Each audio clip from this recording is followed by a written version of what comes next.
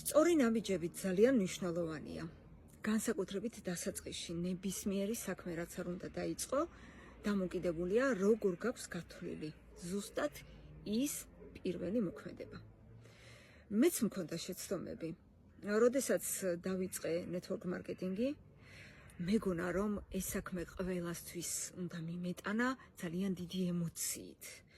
მივდიოდი ადამიანებთან და ვარწმუნებდი, რომ ეს საქმე იყო ძალიან მომგებიანი და კარგი. ნამდვილად არის მომგებიანი და კარგი, მაგრამ არასწორი მიდგომა მქონდა და არასწორი ნაბიჯები. ფაქტიურად ვეხვეწებოდი. დღეს უკვე ამას აღარ ვაკეთებ, დღეს უკვე არავის აღარ ვეხვეწები პირიქით. ვცდილობ დავეხმარო და თუ კი მას აქვს სურვილი, იმ შემთხვევაში თანამშრომლობ.